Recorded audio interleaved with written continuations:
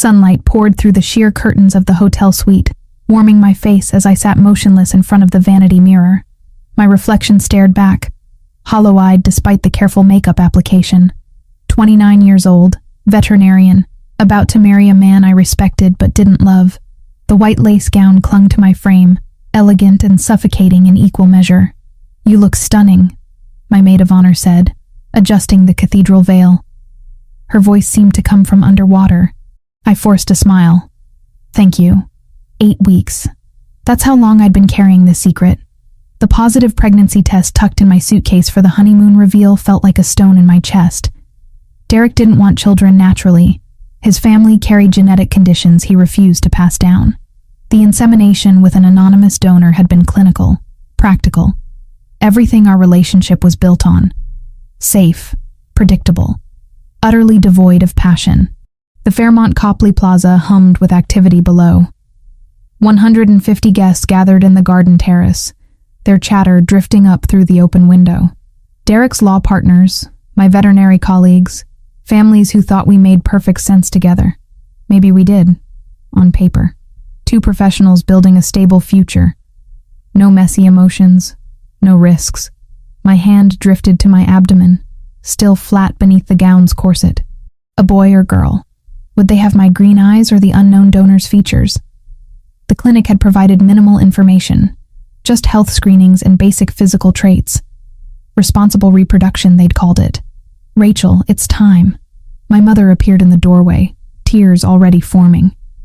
She'd been thrilled about this wedding, relieved her daughter was finally settling down after years focused solely on exotic animal rehabilitation. I stood, the gown's train whispering across hardwood. My legs felt disconnected from my body as we descended the curved staircase. Hotel staff smiled, offering congratulations I barely registered. Derek waited somewhere beyond those French doors, probably checking his watch, punctual to a fault. My almost husband. The processional music began. Wagner, traditional and expected. I clutched the bouquet of white roses too tightly, their thorns pressing through the wrapping. 1 breath, 2. Then I stepped into the garden. The May afternoon was perfect. Cloudless sky, gentle breeze carrying the scent of flowering trees lining the terrace. Guest faces turned toward me, cameras raised. Derek stood at the altar in his tailored tuxedo, blonde hair perfectly styled, expression proud and satisfied. This was a good merger, his posture said.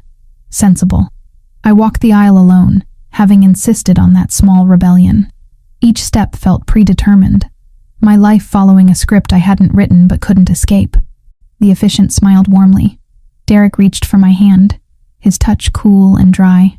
"Dearly beloved," the officiant began. I tried to focus on the words, on the commitment I was about to make. Derek squeezed my fingers, mistaking my trembling for emotion. Maybe it was, just not the kind he imagined. "If anyone objects to this union..." The roar of engines cut through the ceremony. 3 black Escalades crashed through the garden's side gate, tires tearing gouges in the manicured lawn. Screams erupted from the guests. Derek's grip tightened painfully as security guards rushed forward, only to freeze when car doors opened. Men in dark suits emerged, moving with military precision. Not rushed, not panicked, controlled. 10 of them formed a corridor, and then he stepped out. Tall, easily 6'2", with black hair and eyes so dark they absorbed light. His presence hit like a physical force, silencing the chaos. He wore a charcoal suit that probably cost more than my gown, cut to emphasize broad shoulders and a frame built for violence. A thin scar bisected his left eyebrow, the only flaw in otherwise devastating features. He looked like he'd been carved from marble by an angry god, and he was looking directly at me. "Rachel Morgan." His voice carried across the terrace, accented with something Mediterranean. Italian, maybe. Each word pronounced with careful precision. "Step away from him." Derek moved in front of me, finally finding his voice. "What the hell is this?" "Security." The hotel's guards had their hands on their weapons but didn't draw. Something about these men, their stillness, their readiness, made even armed professionals hesitate. The stranger kept walking, his men flanking him. Guests scattered. Someone sobbed, but he never broke eye contact with me. My heart slammed against my ribs. Fear, and something else I couldn't name, flooding my system. "You don't know me," he said, stopping 5 feet away. "But you're carrying my child." The world tilted. Derek's hand fell from mine. The officiant backed up, clutching his Bible. My mother gasped from somewhere in the crowd. "That's insane," I managed, voice barely audible. "I've never seen you before in my life. Riverside Fertility Clinic, 8 weeks ago." He reached inside his jacket. 2 of his men shifted, hands visible and empty to show he wasn't pulling a weapon. He withdrew an envelope, extended it toward me. "There was an error, not an accident. Your procedure used my genetic material. The clinic is compromised, connected to people who want to hurt me. Which means you're in danger. Right now." Derek exploded. "This is harassment. You're threatening her. I'm saving her." Those dark eyes finally left mine, fixing on Derek with something close to pity. "You can't protect her from what's coming." "I can." "Rachel, get behind me," Derek ordered, but his voice wavered. He was a litigator, comfortable in courtrooms, not facing down men who radiated lethal capability. I couldn't move, couldn't process. My baby, the tiny cluster of cells I'd already started loving, belonged to this stranger? Impossible. The clinic had protocols, safeguards. "I don't believe you," I said, but my voice cracked. His jaw tightened. "You don't have time to believe me. Look." He pointed past the garden wall. A black sedan I hadn't noticed before sat idling on the street beyond. Its windows were tinted, but I felt eyes watching, predatory and patient. "They've been following you for 3 weeks, he said. "Waiting for today. Isolated location, minimal security during your honeymoon. You would have disappeared, and your fiancé would have spent years searching for a body he'd never find. You're insane." But my skin prickled. Had I been followed? Those odd moments of feeling watched while grocery shopping. The car that seemed to appear behind mine too often. I'd dismissed it as wedding stress. The stranger's phone buzzed.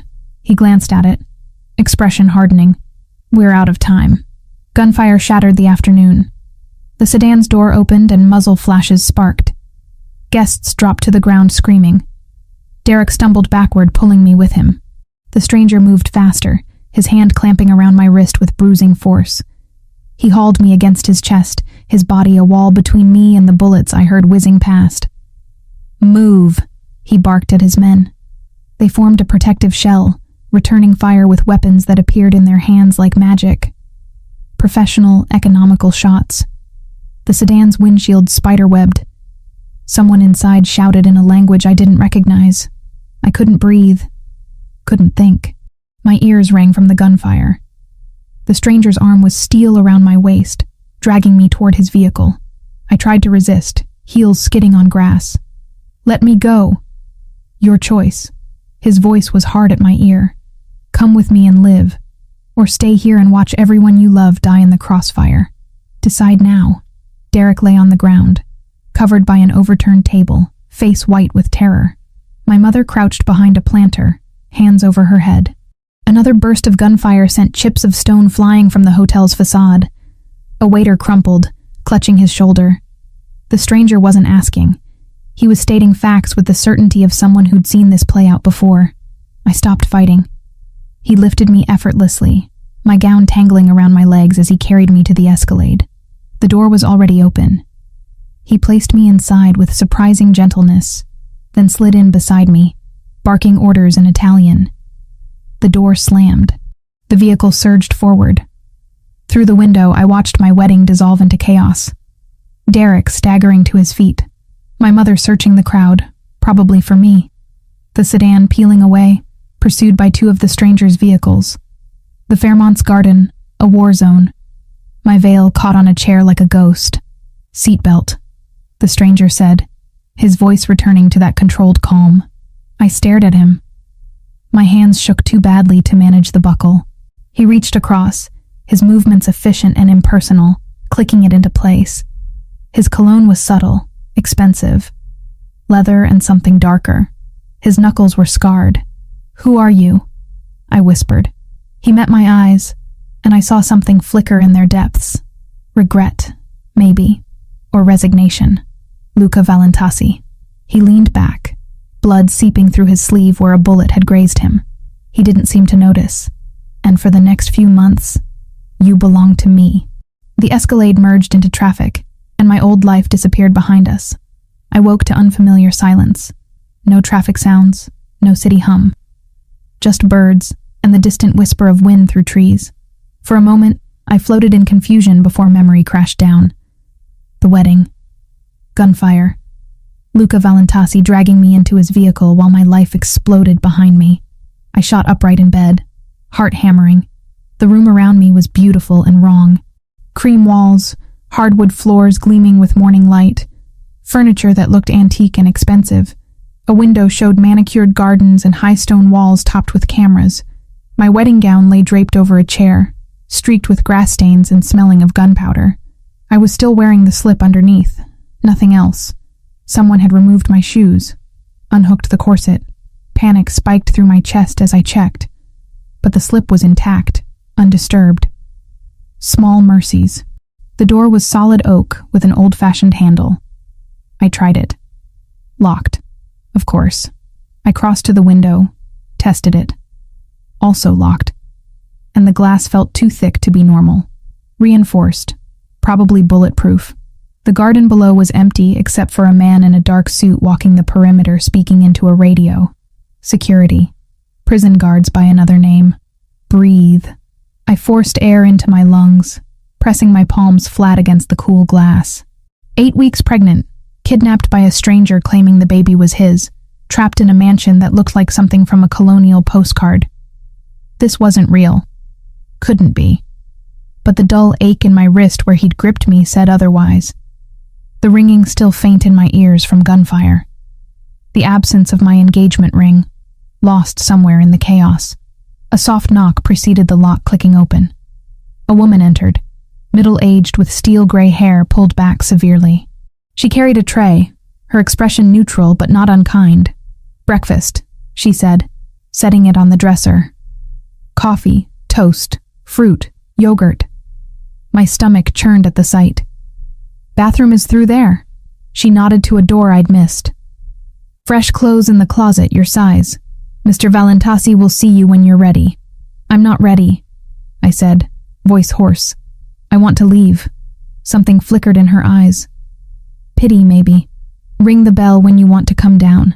She indicated a small brass bell on the nightstand. "Someone will escort you."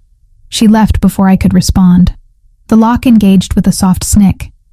I didn't touch the food. Instead, I explored my cage systematically. The bathroom was marble and chrome, stocked with unopened toiletries. The closet held clothes in my exact size, jeans, sweaters, practical shoes.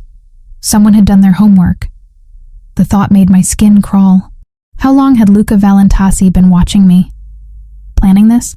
I dressed mechanically, choosing jeans and a loose sweater that hid my still flat stomach. Splashed water on my face, tried to tame my hair. The woman in the mirror looked haunted. Good. She should be. The bell stayed silent. I wouldn't summon my captors like a trained animal. An hour passed. 2. My defiance felt increasingly stupid as hunger gnawed at my stomach and the baby I carried. Finally, I rang the bell once, sharp and angry. A different guard appeared, younger, but just as silent. He gestured for me to follow, staying 2 steps behind as we descended a curved staircase. The house was stunning. All high ceilings and understated wealth. Original art on the walls, Turkish rugs muffling our footsteps. Old money or very good taste paired with new money. We stopped at double doors. The guard knocked, waited for a response, then opened them and stepped back. Luca Valentasi stood behind a massive desk in what was clearly a library. Floor-to-ceiling bookshelves lined 3 walls, filled with leather-bound volumes. A 4th wall was windows overlooking the garden, sunshine streaming through to illuminate him like some Renaissance painting. He'd changed into casual clothes, dark jeans and a black shirt with sleeves rolled to his elbows. The bandage on his forearm was the only sign of yesterday's violence. "Sit." He indicated a leather chair across from the desk. I stayed standing. "I want to go home." "You don't have a home anymore." He opened a folder, began laying out photographs on the desk with methodical precision. The moment I took you from that wedding, you became a target. Going back puts everyone you know at risk. You did this. The words burst out, sharp with rage. You destroyed my wedding, terrified my family. You're the threat here. No. He looked up, those dark eyes pinning me in place. I'm the solution to a problem you didn't know existed. Come here. Look. I didn't want to obey. Didn't want to step closer to this man who radiated danger like heat from a flame. But something in his voice, a resignation, made me move. The photographs were surveillance images. Me leaving my apartment, walking through Boston Common, entering the veterinary clinic where I worked. And in every single photo, circled in red, was a man. Different clothes, different positions, but the same face. Sharp features, light eyes, watching me. His name is Ardit Krasniki, Luca said. Albanian organized crime. He's been tracking you for 3 weeks. My throat went dry. I picked up one photo, dated April 23rd. I remembered that day, stopping for coffee before work. The feeling of eyes on my back. Why? I whispered. Luca pulled out another folder, thicker. He opened it, revealing medical documents. Riverside Fertility Clinic letterhead. My name on patient forms. And then, genetic testing results that made my vision blur. 3 years ago, I stored genetic material at Riverside, he said, voice flat and clinical. Standard procedure before high-risk operations in my line of work. The clinic's director, Dr. Arben Krasniki, is Ardit's cousin. They accessed my samples, identified me. When you came in for your procedure 6 months ago, they saw an opportunity. I sank into the chair, legs suddenly unable to hold me. They switched the samples. On purpose. Yes. He slid the genetic test across. 99.9% probability of paternity, creating a vulnerability they could exploit. A child of mine would be valuable leverage. The room spun. My baby, the miracle I'd planned and hoped for, was a weapon. A pawn in some criminal game I didn't understand. The Krasnikis want territory I control, Luca continued, relentless as a surgeon cutting. Shipping routes through Boston Harbor. They've been escalating for months. This was their play, create a hostage before you even knew you were one. Wait until the pregnancy progressed past the fragile first trimester, then take you. Use the child to force me to surrender what they want, or watch my son or daughter die slowly. Bile rose in my throat. You're lying. Making this up to justify kidnapping me. He turned his laptop around. Security footage played. Timestamp showing 2 weeks ago. The exterior of Riverside Fertility Clinic. A man entering through a side door at 2 a.m., leaving 20 minutes later with a box. Luca froze the frame. Zoomed in. The face was clear. Ardit Krasniki. He's been collecting files, Luca said. Patient records. Probably selling them, using them for blackmail. Your file was accessed 16 times in the past month. I thought I might vomit. Why didn't you go to the police? His laugh was bitter and short. The police can't protect you from this. These people kill cops as easily as anyone else. And frankly, my hands aren't clean enough to invite that kind of scrutiny. So you're a criminal too. Statement, not question. Yes. No shame, no apology. But I don't hurt civilians. I don't use children as weapons. And I don't let people take what's mine. I'm not yours. His gaze dropped to my stomach, still flat beneath the sweater. The child is. Biologically, legally, once I prove paternity. Which means you are, until this situation is resolved. I wanted to scream. To throw something at his arrogant face. I didn't choose this. Any of this. Neither did I. For the first time, something cracked in his armor. Exhaustion, maybe. Or frustration. You think I wanted a child? In my world? I've spent my entire life avoiding exactly this vulnerability. Then let me go. Get an abortion. Disappear. Whatever you want. It's too late. He closed the folders, stacked them with precise movements. They know about you. Know you're pregnant. Even if you terminated, they'd assume I had the child hidden somewhere. You'd never be safe. The trap closed around me, suffocating. What do you want from me? Stay here. Let me protect you until I can neutralize the Krasniki operation. After that, we'll figure out custody arrangements, support, whatever you need." He stood, moving to the window. "You'll have everything you require. Medical care, books, entertainment, freedom within the grounds. But you can't leave, and you can't contact anyone outside. For their safety and yours. That's imprisonment. That's survival." He turned back, and the light behind him made his face unreadable. "I know this is unfair. You're an innocent caught in a war you didn't start. But I will keep you alive, Rachel Morgan. Whether you cooperate or fight me every step of the way." We stared at each other across the expensive rug, my hands clenched into fists, nails biting crescents into my palms. "I hate you," I said. "I know." He moved to the door, opened it. The guard waited outside. "Your meals will be brought to your room, or you can join me if you prefer. Test the limits. Try to escape if you need to. You'll find this house is very secure. But don't mistake my protection for cruelty. I'm trying to save your life." He left before I could respond. The guard gestured for me to precede him. I walked back to my beautiful prison, each step heavy with the weight of my shattered future. 3 days passed in a haze of fury and disbelief. I ate because the baby needed it, slept because exhaustion finally won, and tested every window, every door, every potential weakness in my cage. There were none. Luca Valentasi had thought of everything. 2 weeks felt like 2 years. I'd mapped every inch of my confinement, cataloged every guard rotation, memorized the pattern of Luca's movements through the house. He worked in his study most mornings, took calls in Italian or sometimes Albanian on the terrace in the afternoons. Always within the property. Always armed, though he tried to hide it. We maintained a cold war of silence. I refused to eat with him, taking meals in my room instead. Refused to acknowledge his existence when we passed in hallways. He didn't push, didn't force interaction. Just watched me with those unreadable dark eyes, tracking my movements like I was a skittish animal he needed to gentle. The morning sickness had gotten worse. I spent the 10th day mostly in the bathroom, too sick to maintain my defiance. The gray-haired woman, whose name I'd learned was Mrs. Russo, brought ginger tea and crackers without being asked. Small kindness in captivity. By the 14th night, insomnia had become my constant companion. I paced my room at 2 a.m., restless and angry and terrified in equal measure. The baby was real, growing inside me despite the nightmare circumstances. 9 weeks now. In 3 weeks, I'd hear the heartbeat. If I was still alive. That thought kept me awake more than anything. Luca claimed protection. But what if he was wrong? What if the Krasnikis found this place? A sound shattered my spiraling thoughts. Distant, but distinct. Glass breaking. Shouts.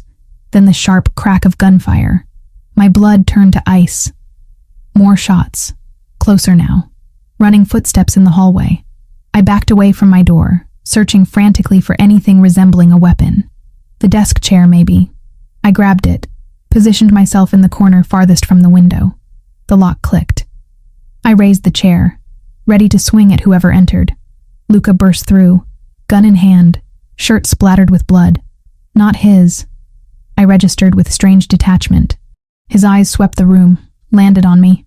With me. Now. What's happening? They found us. He crossed the space in 3 strides, grabbed my wrist. The chair clattered from my grip. Basement. Move. Another explosion rocked the house, shaking the floor beneath my feet. Luca yanked me into the hallway where 2 guards stood with automatic weapons, scanning both directions with military precision.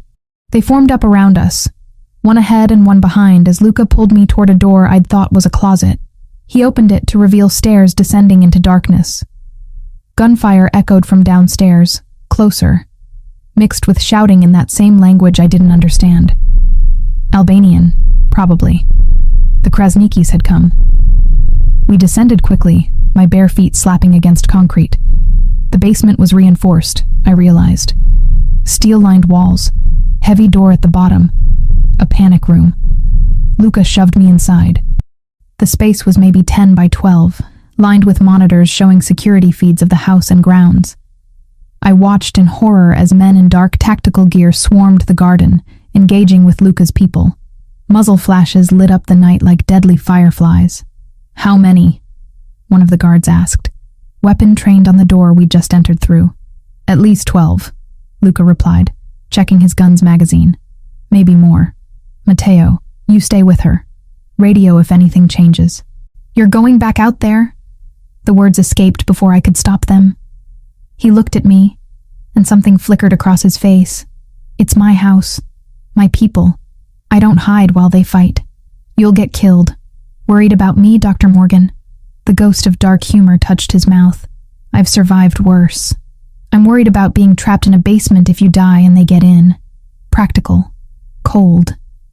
Safer than admitting the spike of genuine fear I'd felt seeing him covered in blood. His expression hardened. They won't get through Matteo. And if somehow they do, there's a tunnel. Far corner, behind the shelf unit. It leads to a garage 3 blocks away. Keys are in the lockbox. Code is your birthday. That stopped me. How do you know my birthday? I know everything about you. He moved to the door, paused. Stay quiet. Stay alive. We'll talk when this is over. Then he was gone. Back up into the chaos. The guard, Matteo, locked the door behind him and took position in front of it. Weapon ready. His face was young, maybe 25, but his hands were steady.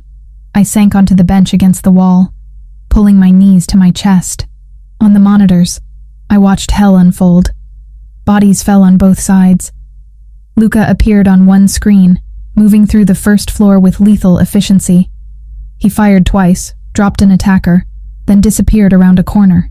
Minutes crawled by like hours. The gunfire grew sporadic, then stopped entirely.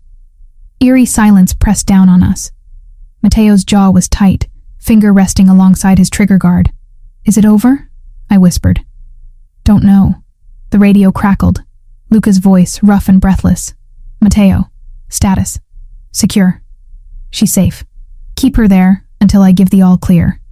We're sweeping for stragglers. 20 more minutes passed before the door lock beeped and opened. Luca descended, now wearing a different shirt. Clean. Black. But I could see the tension in his shoulders, the tightness around his eyes. He'd been hurt, even if he was hiding it. They're gone, he said. Dead or retreated. House is secure. I stood on shaking legs. How many? Dead? His voice was flat. 8 of theirs. 2 of mine wounded. None killed. 8 people. Dead. Because of me.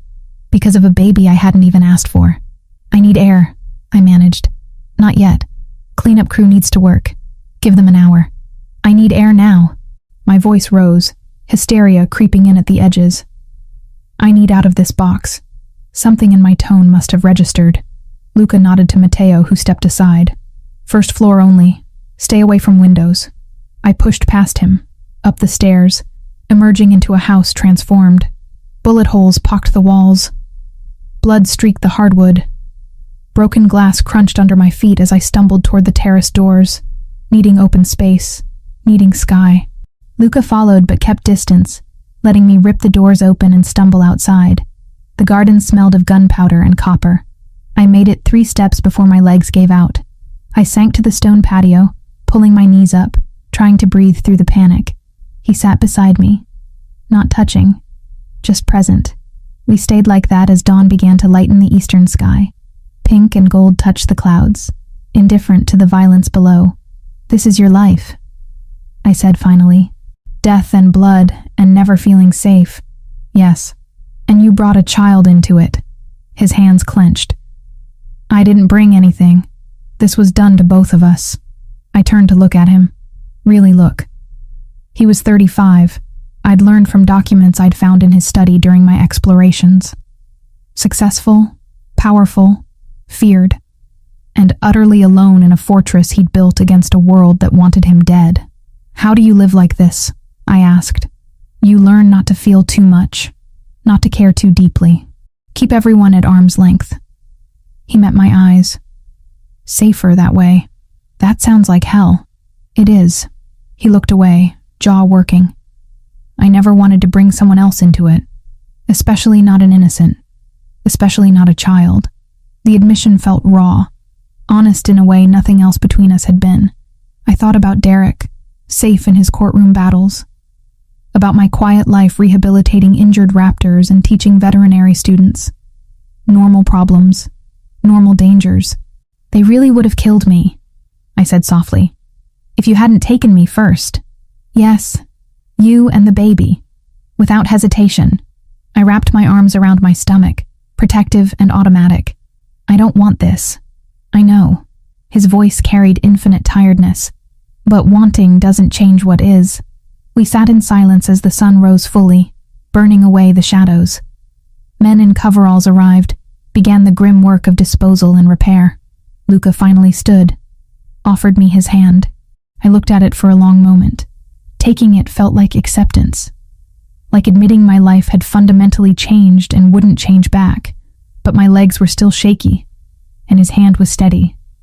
I took it. He pulled me up gently, released me the moment I had balance. Mrs. Russo will bring breakfast to the library, he said. We need to talk about next steps. They know this location now. We'll need to relocate. Another prison? Bitterness leaked through. Another fortress. He started toward the house, paused. For what it's worth, I'm sorry. You deserved better than this. I followed him inside, stepping over bloodstains being scrubbed away by people who'd clearly done this before. In the library, morning light poured through undamaged windows. Books lined the walls, unchanged and unchanging. I sank into the leather chair across from his desk, exhausted down to my bones. Mrs. Russo appeared with coffee and pastries. I took the coffee gratefully, let the warmth seep into my cold hands.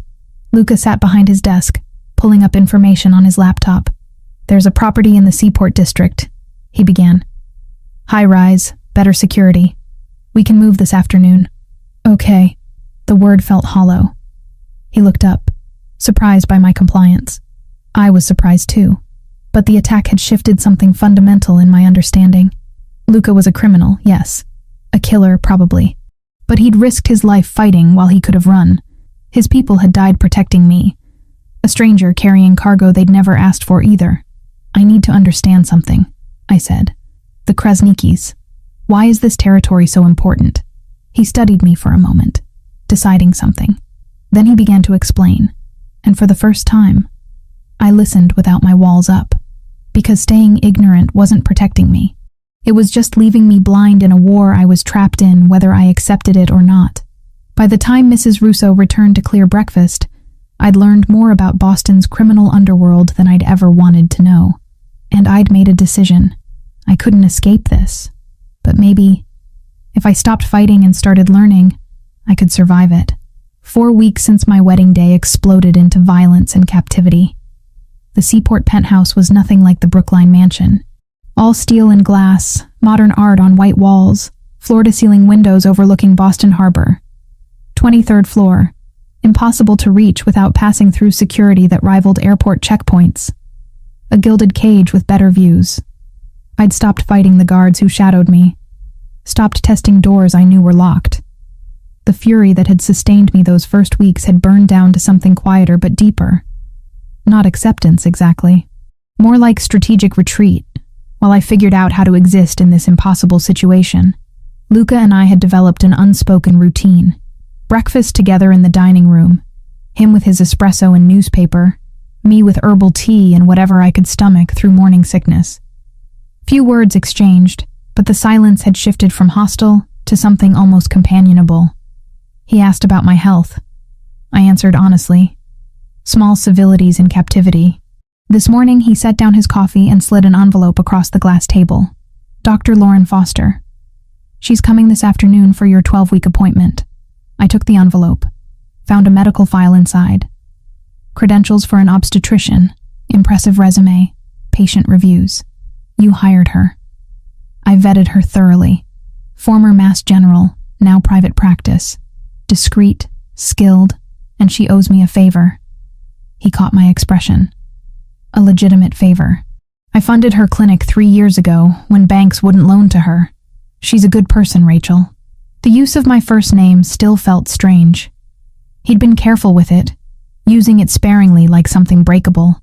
I'd noticed I'd started thinking of him as Luca rather than Valentasi or my captor. Small shift. Seismic implications. Will you be there? I asked. Something flickered in his eyes. Uncertainty, rare on him. Do you want me there? I considered. A month ago, the answer would have been an immediate no. Now, the thought of hearing the heartbeat alone felt wrong. This baby connected us whether we wanted it or not.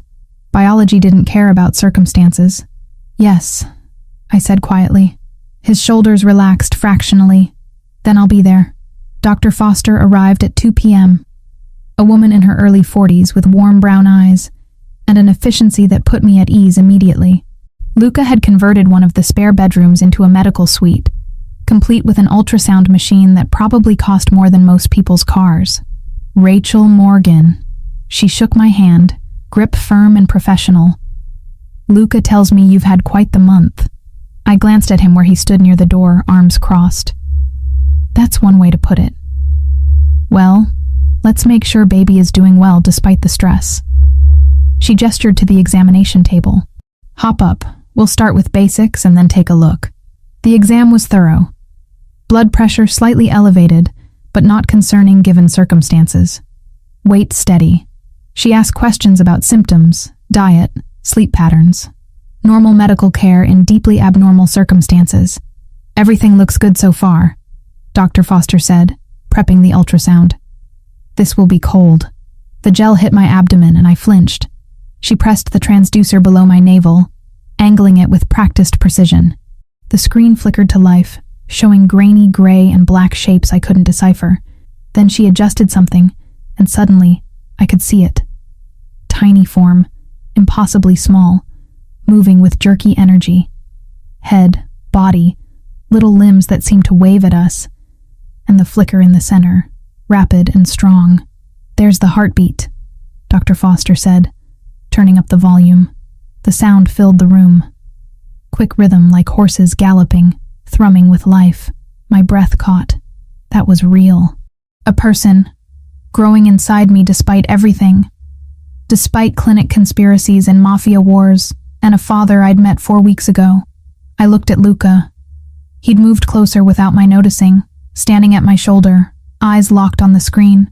His expression was unguarded for once, showing something raw and vulnerable. Wonder, maybe. Or fear.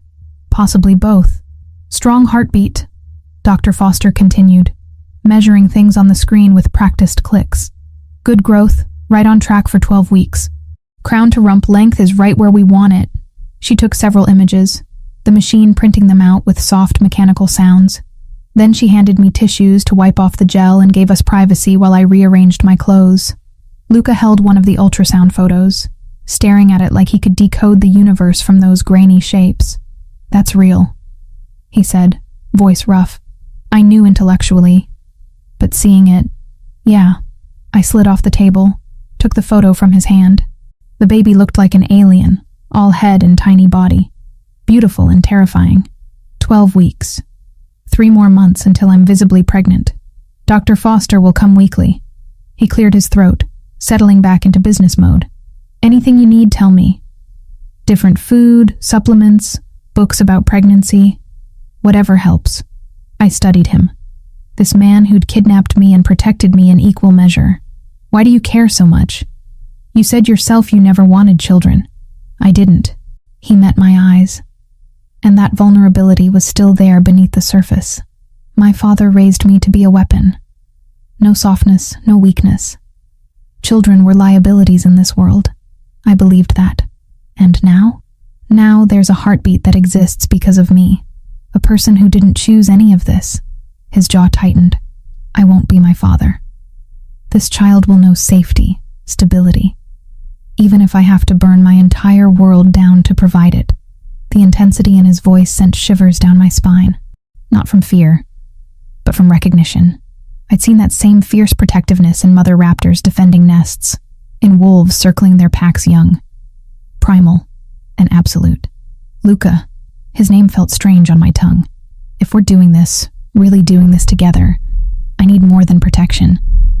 I need purpose. What do you mean? I'm a veterinarian. I've spent 7 years learning to help animals, and now I sit in this apartment doing nothing while my career disappears. I gestured at the windows, the city beyond. Let me work remotely. Consultations, case reviews, research, something. He considered, and I could see him calculating risks. Controlled access, secure network, no location data, no personal details shared. I can work with that. I'll have my tech people set it up. He paused. There's something else. I'm planning an operation, retrieving information from Riverside Fertility, the clinic where this started. I need building layouts, security patterns. You were a patient there for months. My pulse quickened. You want me to help you rob the place? I want you to guide my team remotely. Your knowledge of the facility could cut operation time in half, reduce risk to my people. His gaze was steady. But only if you're willing. I won't force this. It should have felt like manipulation, drawing me into his world. But I thought about Dr. Arbin Krasniki, the man who deliberately switched genetic samples and turned my pregnancy into a weapon. About how many other people he'd hurt with his schemes. What happens to the clinic after? Evidence goes to federal contacts. The place gets shut down. Krasniki goes to prison for fraud and racketeering. Luca's voice went cold. He'll never practice medicine again. Justice. Criminal style. Not what I'd choose, but better than nothing. I'll help, I said, on one condition. No one gets hurt who doesn't need to be hurt. Security guards, cleaning staff, innocent people. They walk away. Agreed. He extended his hand, formal and strange. Partners, then. At least for this. I shook it, his grip warm and firm. Partners. The word felt dangerous and right simultaneously. 2 weeks passed after the attack, and the next 3 days were strange. Luca's tech specialist, a nervous man named Dimitri, set up secure systems for me to access veterinary databases and consult on cases remotely. Within hours, I was reviewing radiographs from the Franklin Park Zoo, advising on treatment for a clouded leopard with suspected pneumonia. My brain engaged in ways it hadn't since the wedding, solving problems that mattered. And in the evenings, Luca and I sat in his office, me sketching layout maps of Riverside Fertility from memory while he asked detailed questions. Where were the servers? Which doors had card readers versus keypads? Guard rotations, blind spots and camera coverage, anything I could remember. You have a good memory, he said, studying my drawings. Spatial memory comes with the veterinary territory. Need to remember anatomical structures, surgical approaches. I added another notation. The server room is behind a fake wall in the records office. I saw them accessing it once when I was waiting for a consultation. That's exactly the kind of detail that matters. He made notes on his tablet, cross-referencing with building plans his people had acquired. We go in 3 nights from now. Thursday, minimal staff, maximum darkness. I want to listen in. The words came out before I'd fully thought them through. Not in the field, but audio feed. I'll be more useful if I can hear what your team is encountering in real time. He hesitated, protective instinct clearly warring with tactical sense. Finally, he nodded. Audio only. You stay here with 2 guards. First sign of trouble, you go to the panic room. Deal. Thursday night arrived too quickly and not fast enough. I sat in Luca's office, headset on, watching security feeds from cameras his people had planted. 5 men in tactical gear moved through Riverside's parking lot at 11 p.m., silent as ghosts. Luca's voice came through clear and low. Dimitri, we're at the south entrance. Rachel, is this the door by the billing office? I pulled up my mental map. Yes. Card reader, but it's old. Should be easy to bypass. Copy. Sounds of electronic manipulation. Then a soft click. We're in. For the next 20 minutes, I guided them through corridors I'd walked dozens of times, pointing out cameras, suggesting routes. They moved with professional efficiency, reaching the records office without incident. Fake wall, you said. Where? Luca's breathing was controlled, professional. North side, behind the filing cabinets. There's a seam if you look close. Pressure release on the left side about 4 feet up. Rustling sounds, then a quiet exclamation. Got it. Nicely done, Doctor. Morgan. They accessed the servers, Dimitri working his magic remotely to download years of files. But then a complication. A guard appeared, making an unscheduled round. My heart stopped as I watched the camera feed. Luca signaled his team. They melted into shadows. The guard walked past, oblivious, and continued down the hallway. "Clear," Luca whispered. "Dmitri, how much longer?" 90 seconds. Those seconds stretched like hours. But the download completed, and Luca's team extracted as smoothly as they'd entered, leaving no trace except missing digital files the clinic wouldn't notice for days. Back at the penthouse, Luca found me still in his office, adrenaline making my hands shake. He pulled off his tactical vest, set his weapon aside with careful precision. "You were invaluable tonight," he said. "Saved us at least 15 minutes. The guard. You could have, but didn't." He moved closer, and I could smell the night air on him, cold and clean. "You asked for minimal harm. I gave my word." We stood too close in the dim office, and suddenly I was aware of him in ways I'd been carefully avoiding. The way his t-shirt clung to his shoulders, the intensity in his dark eyes, the fact that he'd kept his promise even when violence would have been easier.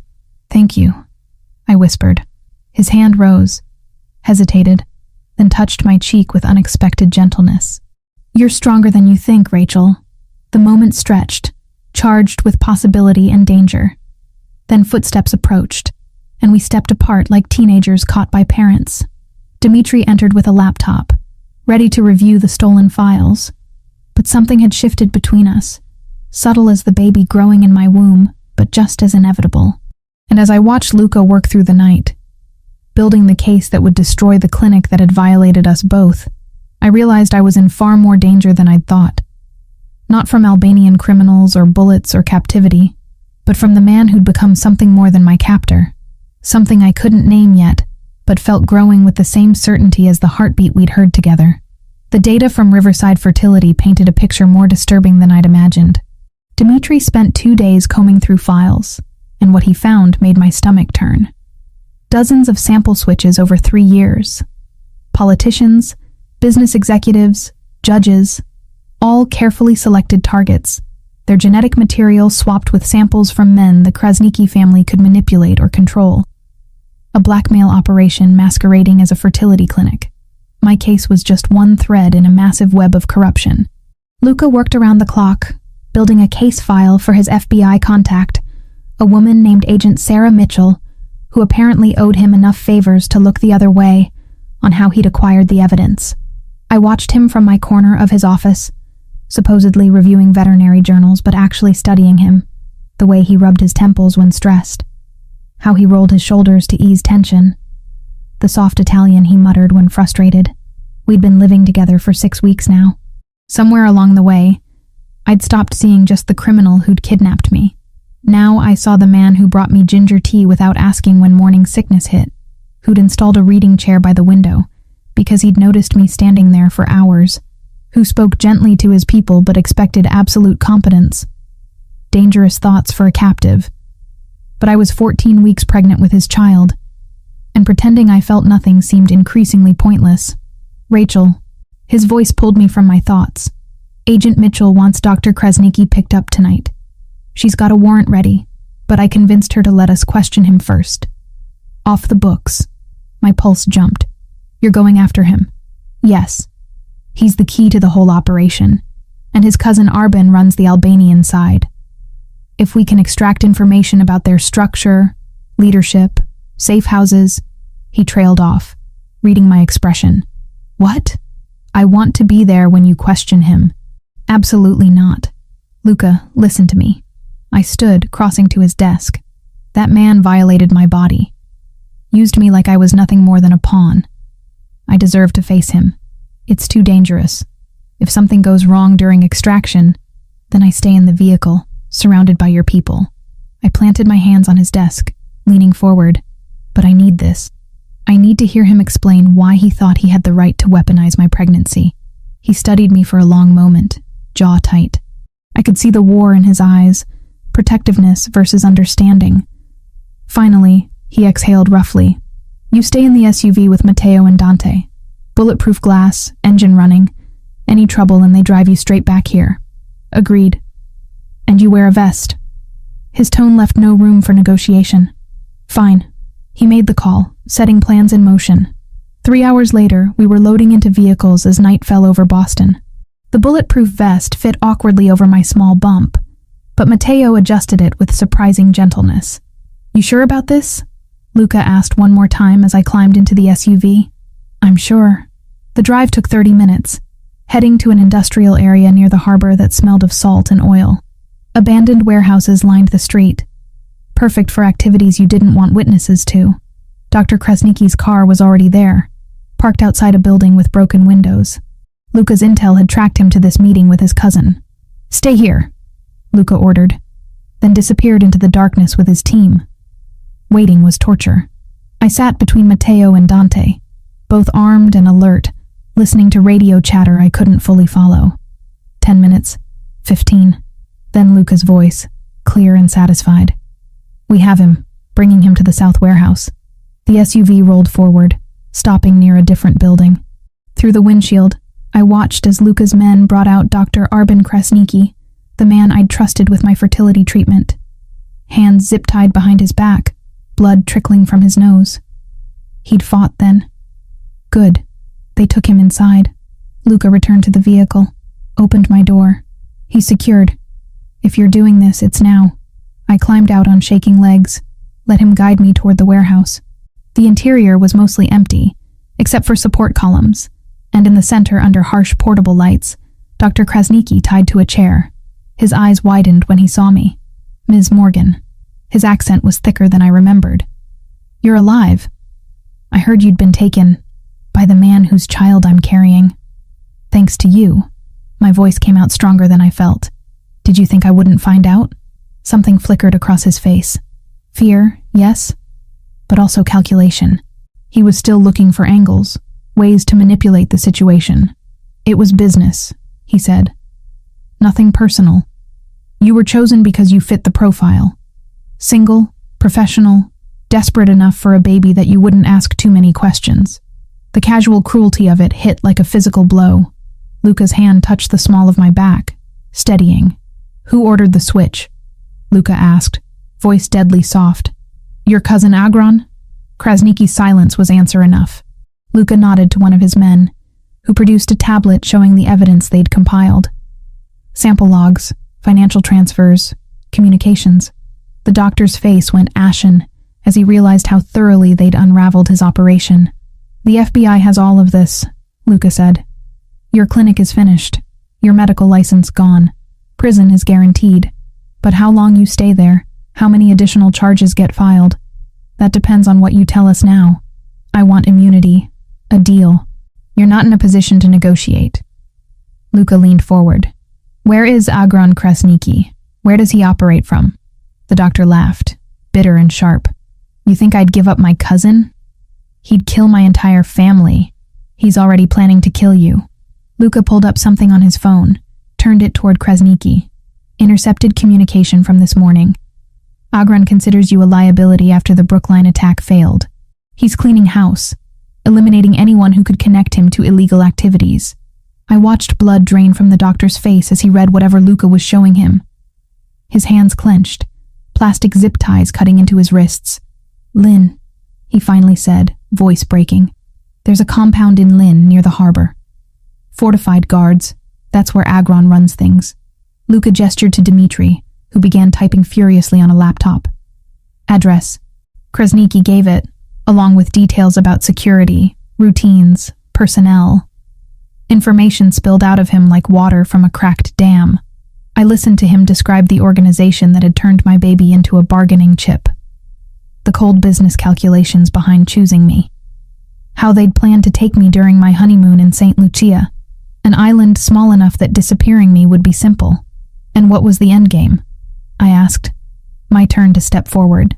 "After you kidnapped me, what was supposed to happen?" He wouldn't meet my eyes. "Hold you until the baby was born. Use the child to force Valentasi to surrender territory. Then," he trailed off, "then kill me." Statement, not question. "Because I'd seen your faces, knew your operation." His silence confirmed it. I'd been dead from the moment they switched those samples. A temporary incubator for leverage, nothing more. Rage filled me, white hot and cleansing. You don't get to avoid consequences by cooperating now.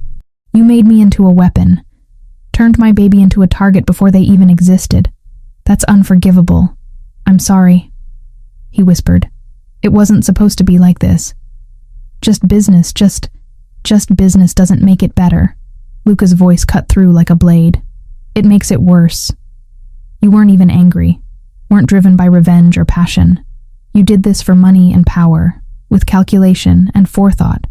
That's what makes you irredeemable." He signaled to his men. "Agent Mitchell is waiting 6 blocks away. Deliver him with our compliments and the evidence files." As they hauled Krasniki to his feet, he looked at me one last time. "The baby. Is it healthy?"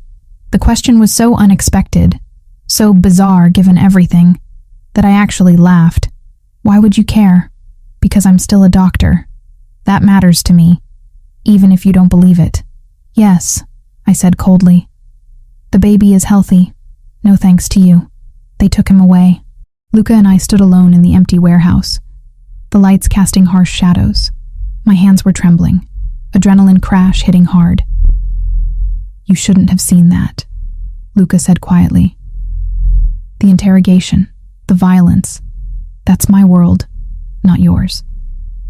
My world ended 6 weeks ago." I turned to face him. "This is our world now. Yours, mine, and this baby's. I need to understand all of it, even the ugly parts." He stepped closer, and I could see the concern etched in his features. "I don't want you to become hard, to lose the softness that makes you who you are, and I don't want you to face everything alone." The words came from somewhere deep and honest. "You've protected me, kept your promises. Let me be more than a responsibility you guard." "Rachel." My name was rough on his tongue.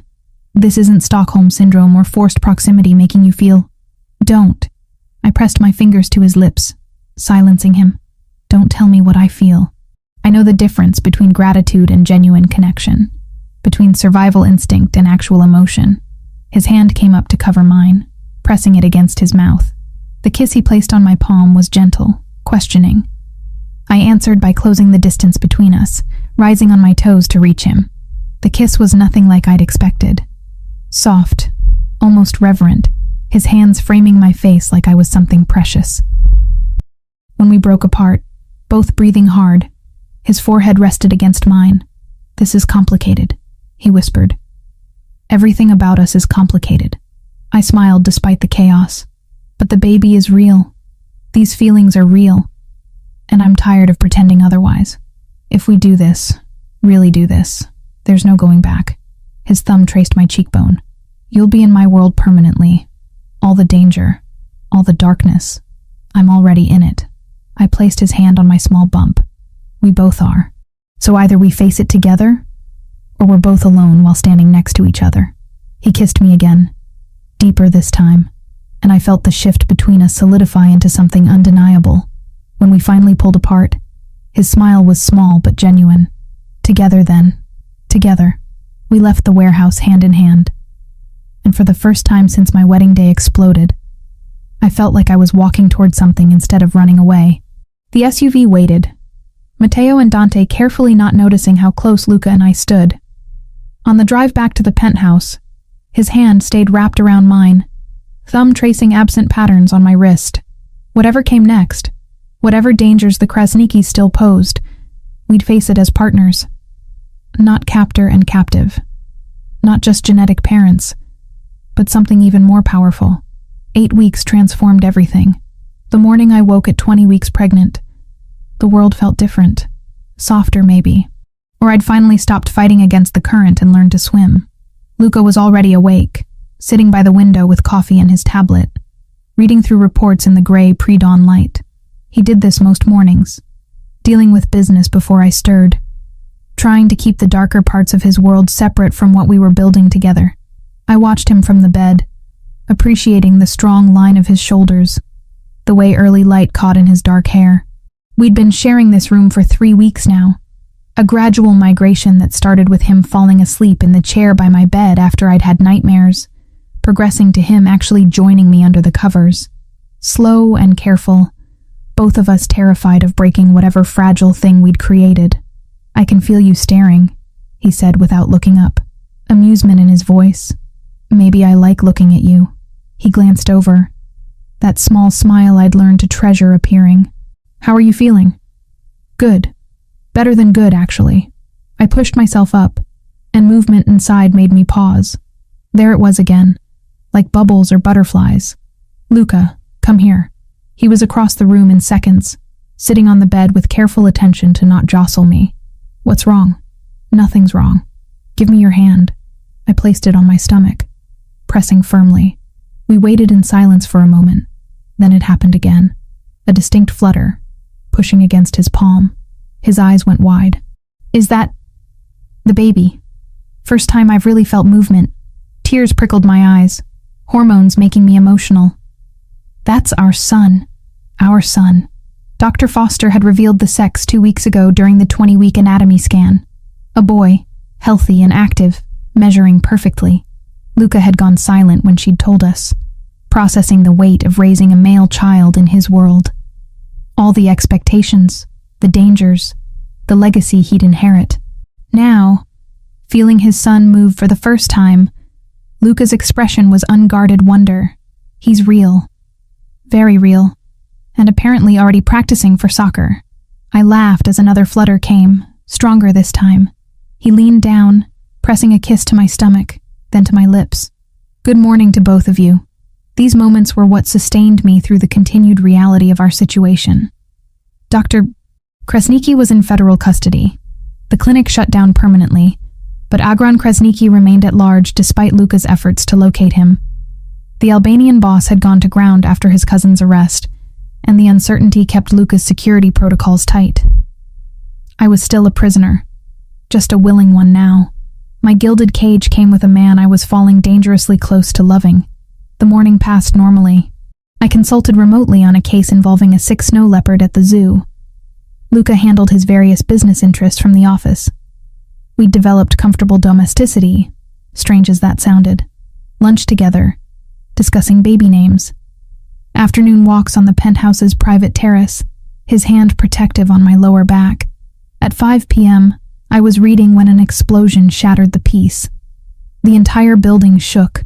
Glass rained from somewhere below. Alarms screamed to life, shrill and panicked. Luca appeared in the doorway, already armed, face set in grim lines I hadn't seen since Brookline. Car bomb, front entrance. He pulled me up, grabbed a go bag from the closet. We're evacuating. Now. How did they find us? I don't know, but we're not staying to ask questions. He led me toward the back hallway where a service elevator waited. Matteo and 2 other guards already in position. This goes to the parking garage. Vehicles ready. We crowded into the elevator, descending rapidly. My heart hammered against my ribs, one hand pressed protectively over my bump. The baby kicked, responding to my adrenaline. I'm scared too, I thought. The parking garage was chaos. Residents evacuating, security personnel trying to maintain order. Luca's SUV waited by the emergency exit, engine running. He hustled me toward it, guards forming a protective box. Then the second explosion hit. This one was closer, massive, tearing through the garage's south wall with a roar of fire and concrete. The shockwave threw me forward into Luca, who caught me and kept us both upright through sheer force of will. Debris rained down, a chunk of concrete smashing the windshield of a nearby car. Move! Luca shoved me into the SUV, climbed in after me. Matteo was already in the driver's seat, punching the gas before the door fully closed. We burst through the emergency exit as a third explosion rocked the building behind us. In the rearview mirror, I watched smoke pour from the structure we'd called home. People streamed onto the street, fire trucks approaching with sirens wailing. They really wanted us dead, I said, voice shaking. They want me dead, Luca corrected grimly. You're collateral damage they're willing to accept. Matteo drove with controlled urgency through Boston streets, following evasive patterns Luca directed. No one spoke except to give directions. The magnitude of the attack was sinking in. 3 coordinated explosions meant planning, resources, willingness to kill dozens of innocent people just to get to one man. Where are we going? I finally asked. Brookline. The mansion's been rebuilt with upgraded security. Luca was on his phone, barking orders in Italian. It's the most defensible location I have. 25 minutes later, we pulled through gates I'd last seen 6 weeks ago. The house rose before us, restored to its former glory but with subtle differences. More cameras, reinforced windows, guard posts that hadn't existed before. Luca had transformed it into a fortress. Inside, the familiar layout brought strange comfort. Mrs. Russo appeared, taking my bag with practiced efficiency. "Your room is ready, Ms. Morgan." Same as before. But I didn't want the same as before. "I'm staying with Luca." He looked at me, surprised, then nodded. "Second floor. Master suite." We climbed the restored staircase. The master bedroom was large, decorated in masculine tones of navy and gray, but Luca immediately began adjusting things. Opening curtains to show me the view, checking the attached bathroom, ensuring I was comfortable. "Luca?" I caught his hand, stilling his nervous energy. "Sit with me. Please." We sat on the edge of the bed, and I could feel the tension radiating from him. "I'm sorry," he said quietly. "This is exactly what I feared. You. Caught in crossfire, in danger because of me. Because of Agron Krasniki," I corrected. "This started with him, not you, but it continues because of my refusal to give him what he wants." His jaw clenched. I could end this. Surrender the port territory, walk away from that revenue stream. And then what? He sees that violence works, demands more next time. "Luca, you can't negotiate with people who just tried to kill dozens of innocent people to get to you." "I know." He pressed his palms against his eyes. "But watching that building explode, knowing you were inside, feeling my son move this morning and thinking I might lose both of you before he's even born." I wrapped my arms around him, pulling him close. "You didn't lose us. We're here. We're safe." He buried his face in my neck, and I felt his control fracture. This man who'd seemed unbreakable was shaking against me, fear finally overwhelming the walls he'd maintained. I held him, running my fingers through his hair, whispering reassurances. "I can't lose you," he said against my skin. "Either of you. I don't know when it happened, but you've become everything. I love you too." The words were easy, natural. I'd been feeling them for weeks without the courage to say them. Terror had a way of burning away hesitation. He pulled back enough to meet my eyes, searching for certainty. "You mean that?" "Yes. I know it's complicated and probably unhealthy and definitely not what I imagined when I agreed to marry Derek." I touched his face, feeling the rough stubble. "But it's real. What I feel for you is the most real thing in my life right now." He kissed me with something close to desperation, and I met him with equal need. We fell back onto the bed together, careful of my growing belly, hands mapping familiar territory made urgent by how close we'd come to losing everything. Later, wrapped in sheets with his hand protective over our son, I asked the question I'd been avoiding. "What happens now?" "Now?" He kissed my shoulder. "Now I stop being reactive." Agron made his move, showed his hand. He's willing to kill indiscriminately, burn entire buildings. That tells me he's desperate. And desperate men make mistakes. What kind of mistakes? The kind that get them caught. His voice went cold, in a way that reminded me exactly who I'd fallen in love with. "I'm done waiting for him to come to us. It's time to go hunting." I should have been horrified. Should have argued for legal solutions, for peace. But I thought about the people who'd been in that building. The family of 4 I'd seen in the lobby yesterday. The elderly man who always held the elevator door for me. All potential casualties of Agron's vendetta. "What do you need from me?" I asked instead. He looked at me for a long moment. "I need you safe. Here, protected. With our son." His hand flexed on my stomach. "Let me handle the darkness. We're partners, remember? You said together. Rachel, I'm not asking to be in the field, but don't shut me out of the planning, the strategy. Don't go back to treating me like cargo you're protecting." I shifted to face him fully. "I'm smart. I'm invested in the outcome, and I'm carrying the future heir to whatever empire you're building. Use me." Pride flickered in his eyes. "You're terrifying when you're determined, do you know that? I'm a mother now. Even before he's born, I'm his mother. And I will burn the world down to keep him safe." I kissed him softly. "Show me how we end this." He did. Over the next hours, he laid out his organization's structure. the intelligence they'd gathered, the various options for locating Agron Krasniki. I listened, asked questions, and slowly began to see the strategy forming. Not just a hunt, but a trap, using Agron's desperation against him, drawing him out where Luca's people could end this permanently. It was brutal. It was necessary. And it was the only way our son would grow up without this threat hanging over him. When exhaustion finally claimed me near midnight, I drifted off with Luca's arm around me, our son kicking gently between us, and plans for violence dancing through my head like lullabies. I should have been disturbed by how easily I'd adapted to this world. But survival demanded adaptation, and love demanded protection, so I'd become whatever I needed to be to keep my family safe, even if that meant becoming someone I wouldn't have recognized 6 months ago, standing in a wedding dress and believing my biggest problem was lack of passion in my marriage. That woman was gone, burned away by gunfire and car bombs and the fierce love growing in my chest alongside my child.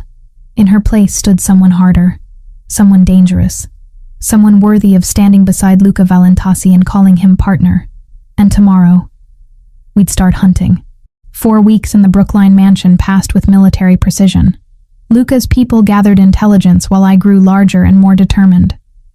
At 24 weeks, our son was active enough that Luca could feel him kick from across the room when I sat certain ways, life persisting despite the violence circling us. The break came from an unexpected source. One of Agron Krasniki's lieutenants, a man named Valmir, reached out through back channels requesting protection in exchange for information. He was tired of the escalating violence, tired of working for a boss who'd become increasingly erratic and willing to sacrifice his own people. Luca arranged the meeting with characteristic caution, but what Valmir revealed changed everything. Agron wasn't in Lynn anymore. He'd relocated to a warehouse compound in Chelsea after the seaport bombing, paranoid that his previous location had been compromised. More importantly, he was planning another attack, this time targeting the mansion directly with enough firepower to level it completely. When? Luca asked, voice deadly calm.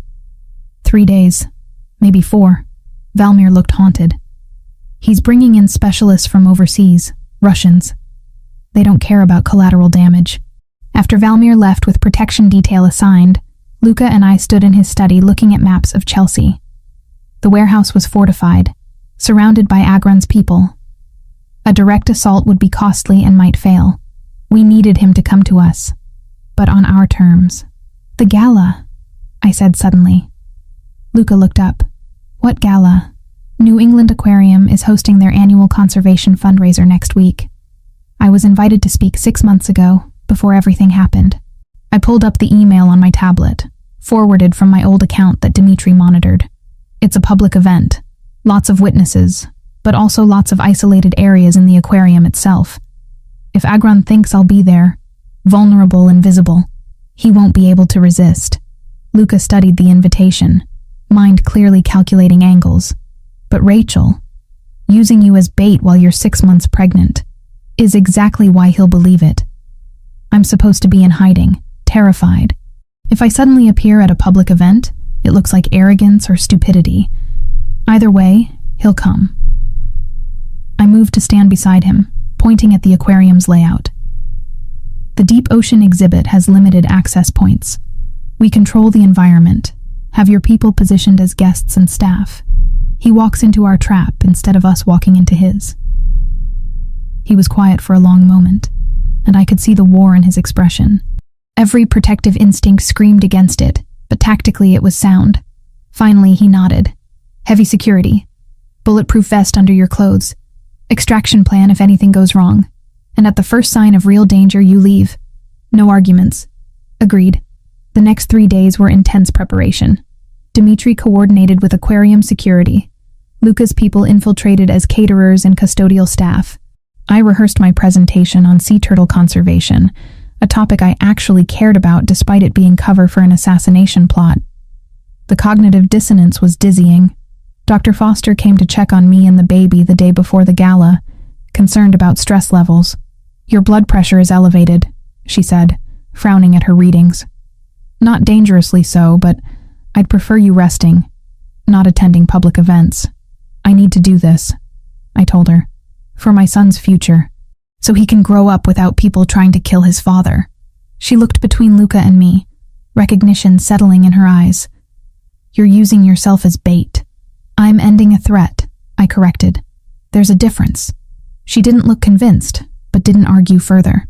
After examining our son and pronouncing him healthy despite my elevated stress, she packed her equipment. Be careful, Rachel. That baby needs his mother. He needs both parents, I replied. That's what I'm fighting for. The night of the gala arrived with unseasonable warmth for September.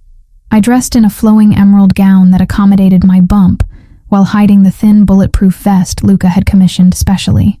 Makeup covered the shadows under my eyes. Jewelry glittered at my throat. I looked like a woman without a care, not someone walking into potential crossfire. Luca wore a tailored suit that concealed his weapon, hair styled back, every inch the legitimate businessman attending a charity function. We'd arrived separately, maintaining the fiction that I was here alone, vulnerable. The aquarium at night was otherworldly. Massive tanks glowed with bioluminescent life, casting rippling light across hundreds of guests in formal wear. I moved through the crowd toward the presentation area, hyper-aware of Luca's people positioned throughout. Matteo was dressed as a waiter. Dante posed as someone's date. At least 10 others I'd been briefed on. All armed, all ready. My presentation went smoothly, despite my racing heart. 20 minutes on conservation efforts, rehabilitation programs I'd worked with, the importance of protecting marine ecosystems. Applause followed, questions from genuinely interested attendees. Normal people living normal lives, unaware of the violence simmering beneath the surface of their evening.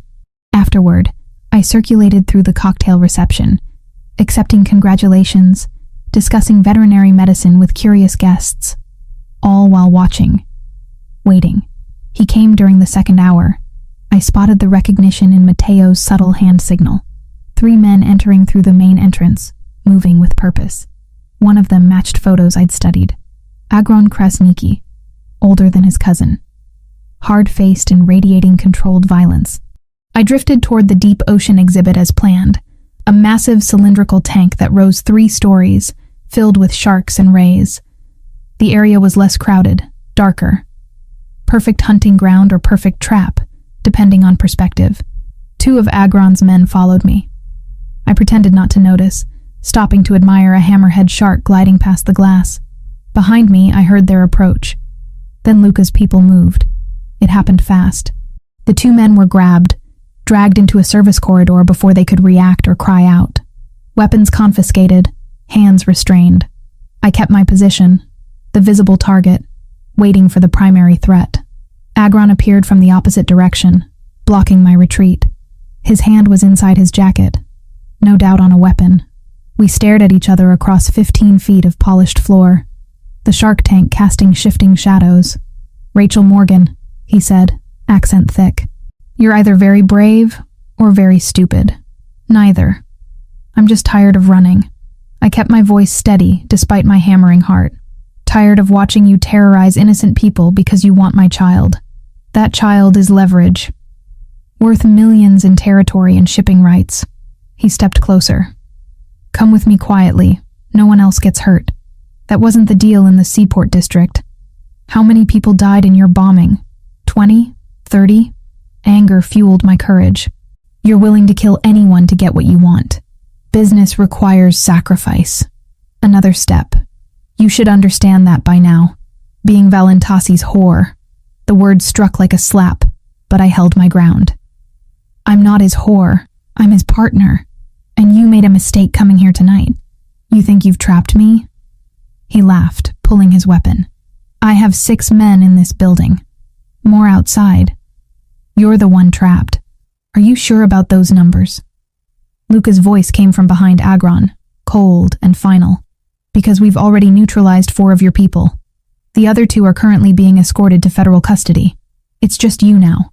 Agron spun, weapon rising, but he was surrounded. Luca directly behind him, Matteo and Dante flanking, 4 other guards cutting off all escape routes. The aquarium's public areas were distant enough that no civilians would hear or see what happened next. You're outplayed, Luca said softly. Lower the weapon or die here. Your choice. For a moment, I thought Agron would choose death. Saw the calculation in his eyes, the pride warring with survival instinct. Then he slowly lowered the gun, let it clatter to the floor. "Smart," Luca said. Matteo moved in, securing Agron's hands behind him with practiced efficiency. "Now you're going to tell me where your remaining operations are. Who's still loyal to you? What resources you have left?" "Everything. Go to hell." Luca smiled, and it was terrifying. "We can do this the easy way or the interesting way. I'm patient." They started to take him toward a service exit, but Agron's eyes locked on me. "You think you've won? That child will grow up in blood. He'll see what his father really is. And it will destroy him. Better that than growing up kidnapped by you," I replied. "Better anything than your version of the world." Luca moved between us, blocking Agron's view of me. "Get him out of here." Interrogation site beta. He turned to me as they dragged Agron away, expression softening. "Are you all right?" "I'm fine. Is it over?" "Not yet." He took my elbow gently, guiding me toward another exit. "I need to question him, find out who else might continue his operations. But yes, the main threat is neutralized. Our son can grow up without this hanging over him." We slipped out through kitchen passages, avoiding the main event still happening above. In the SUV waiting at the service entrance, I finally let myself collapse against the seat, adrenaline crash hitting hard. Luca climbed in beside me, pulled me close. "You were incredible," he said into my hair. "Terrifying and perfect." "I was terrified," I admitted. "But it worked. It worked." He pulled back enough to kiss me gently. "Thank you for being brave enough to see this through." We rode back to Brookline in silence, holding hands, the weight of the evening settling over us. Hours later, after Luca returned from interrogating Agron and handed him to federal authorities with all the evidence needed to put him away forever, we lay in bed together. Our son kicked against Luca's palm, already responding to his father's voice. "What happens now?" I asked. The same question from weeks ago, but with different weight. "Now we live," he kissed my shoulder. "Build a life that's more than survival. Figure out how to be actual parents instead of people united by crisis." "That sounds nice." I laced my fingers with his. "Domestic and boring. I don't think we're capable of boring." His hand covered our son protectively. "But we can try peaceful." 2 weeks later, Derek showed up requesting a meeting. I met him at a cafe in Cambridge, neutral ground with 2 of Luca's guards watching from a distance. His eyes widened immediately when he saw me, visibly pregnant now, 6 months along. Before he spoke, a distance. He looked thinner, older. The news had covered the seaport bombing, the arrest of Albanian organized crime figures. He'd put the pieces together. "I wanted to see if you're all right," he said, voice careful. "After everything, I'm alive, pregnant, getting married to the father of my child, direct and honest. How are you?" "Processing." He stirred his coffee without drinking it. "I thought he'd kidnapped you, coerced you into everything. He saved my life." I touched my bump gently. "And yes, it started as captivity, but it became something else, something real." Derek absorbed that quietly. "Do you love him?" "Yes." No hesitation. "More than I thought possible." He nodded slowly. "Then I'm glad you're safe. Glad you found something genuine, even if it destroyed what we had. What we had was never real," I said gently. "We were building security, not passion. You deserve someone who loves you completely. That was never me." "I know." A sad smile touched his face. "Goodbye, Rachel. Have a good life." "You too." I watched him walk away, closing the final chapter of my old existence. When Luca appeared beside me, hand warm on my shoulder, I leaned into him without reservation. "Ready?" he asked. "For what?" "I was thinking we should make it official sooner rather than later." He pulled out a small velvet box, opened it to reveal a simple platinum band with a single emerald. "Marry me. Really marry me this time. Just us and people who matter." I looked from the ring to his face, seeing vulnerability beneath the confidence. "Yes." He slipped it on my finger, kissed me right there in the cafe with curious strangers watching. And for the first time in 6 months, I felt like I was exactly where I was supposed to be. The garden looked completely different from the last time I'd stood here. 8 months ago, this lawn had been torn by vehicle tires, stained with blood, hosting the destruction of my planned wedding. Now it was pristine, decorated with white flowers and simple elegance. 30 people sat in chairs facing an arch woven with ivy and roses. People who mattered. People we actually wanted to witness this. I stood in the mansion's library, watching through the window as guests arrived. 36 weeks pregnant, moving required strategy and assistance. The wedding dress had been custom-made by a designer who understood that elegance and a massive belly could coexist. Champagne silk that flowed over my bump, capped sleeves, simple lines, hair loose and natural because Luca liked it that way. The emerald engagement ring caught light as I adjusted my dress one more time. "You look beautiful," Mrs. Russo said from the doorway, tears already forming. She'd become something like a mother figure over these months, teaching me Italian phrases and how Luca took his coffee. He's a lucky man. I'm the lucky one, and I meant it. Against all odds, despite the violence and chaos and impossible circumstances, I'd found something real. Dr. Foster appeared, making one last check. Blood pressure is good. Baby's heartbeat is strong. Try not to stand for too long, and for the love of all that's holy, do not go into labor during your ceremony. I'll do my best. I touched my stomach where our son pressed against my ribs, always active during important moments. Hear that? Stay put for a few more hours. Matteo appeared at the door, looking uncomfortable in a formal suit. "It's time, Ms. Morgan, or soon to be Mrs. Valentasi." I took a deep breath, accepted his offered arm, and walked through the mansion toward the garden. The late afternoon light was golden. Perfect. Music played softly, acoustic guitar covering a song I didn't recognize but found beautiful. Guests turned as I appeared, but I only had eyes for Luca. He stood beneath the arch in a charcoal suit, hands clasped in front of him, expression unguarded in a way few people ever saw. Vulnerable and fierce simultaneously. As I walked toward him, his eyes never left mine, and I could see everything in his face. Love, gratitude, disbelief that we'd actually made it here. I reached him, took his offered hands. They were warm and steady, grounding. The officiant, a judge who owed Luca favors but seemed genuinely moved, began. "We're gathered today to witness the union of Rachel Morgan and Luca Valentasi, two people who found each other in extraordinary circumstances and chose love despite every reason not to." That was one way to describe kidnapping turning into romance, I thought, biting back a smile. "They've written their own vows," the judge continued. Luca went first, clearing his throat. "Rachel, 6 months ago, I took you from a wedding and thought I was just protecting an asset, a biological connection to a child I never planned to have, but you refused to be just that. You fought me, challenged me, forced me to see you as a person instead of a problem to solve."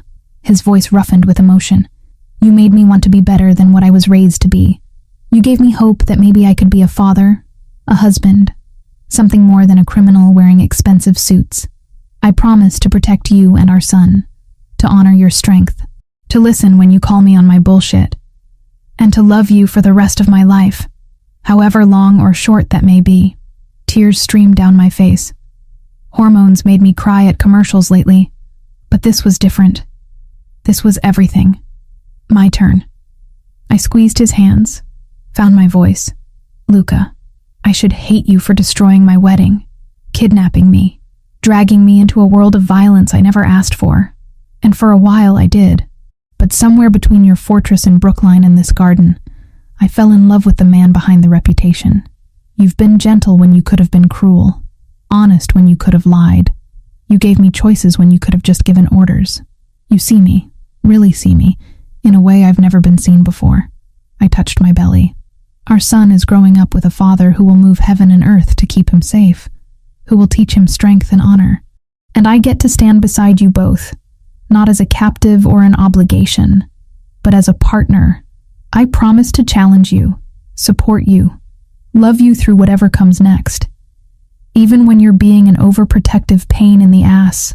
Laughter rippled through the guests. Luca smiled, that rare, full expression that transformed his entire face. "The rings," the judge prompted. Matteo produced them. Simple platinum bands engraved on the inside with our son's due date.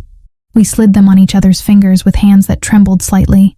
"By the power vested in me by the Commonwealth of Massachusetts, I now pronounce you husband and wife." The judge grinned.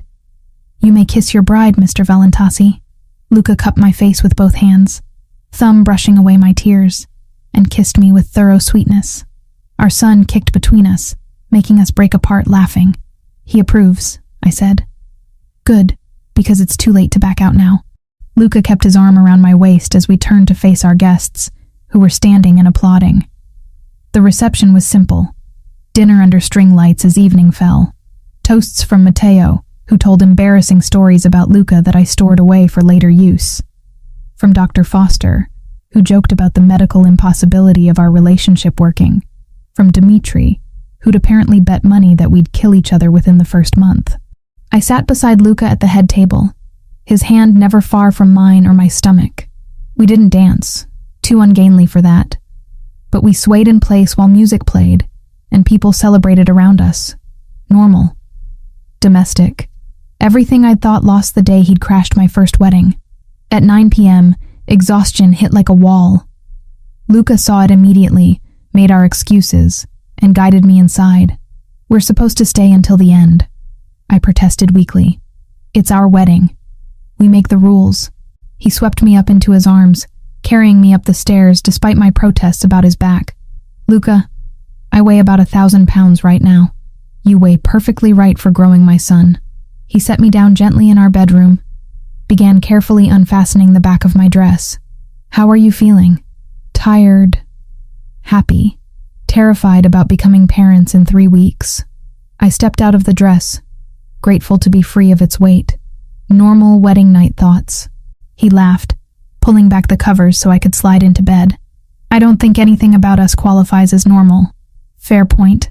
I watched him undress, still appreciating the view after months of sharing this room. "Come here." He climbed in beside me, pulling me close with practiced care for my bump. Our son kicked against his stomach, a conversation between father and child that didn't need words. "Thank you," I said into the comfortable darkness. "For what?" "Crashing my wedding, kidnapping me, protecting us, loving us." I turned my head to look at him. All of it. Even the terrible parts, because they led here. His hand traced patterns on my shoulder. "I'm the one who should be thanking you. For not killing me in my sleep. For seeing past what I am to who I could be. Who you already are." I corrected. "You just needed someone to point it out."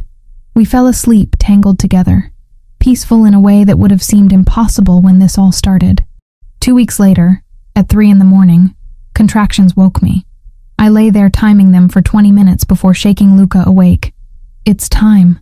He went from asleep to completely alert in seconds, already reaching for his phone to call Dr. Foster. The carefully planned chaos began. Hospital bag grabbed, security team mobilized, vehicle brought around. By the time we reached Mass General, my contractions were 5 minutes apart and getting serious. Labor was nothing like I'd imagined. Longer, more painful, more intense. Luca stayed beside me through all of it, letting me crush his hand, murmuring encouragement in Italian and English, being exactly what I needed without me having to ask. 12 hours after arriving, at 3:17 p.m., Thomas Luca Valentasi entered the world screaming his displeasure at 8 pounds, 2 ounces. They placed him on my chest immediately, tiny and perfect, and ours. "He's beautiful," Luca said, voice thick with wonder. He touched Thomas's tiny fist, which immediately wrapped around his finger. "Look at him." I couldn't look away. Our son, the baby who'd started as a biological weapon and became the center of everything. Dark hair like his father. My nose. A face that was uniquely his. He stopped crying as skin-to-skin contact calmed him, little mouth working as he tried to figure out this bright, cold world. "Hi, baby," I whispered. "We've been waiting for you." The next few days were a blur of exhaustion and overwhelming love. Thomas feeding every 2 hours, learning to navigate parenthood's basics. Visitors coming and going. Luca was revelation, utterly transformed by fatherhood.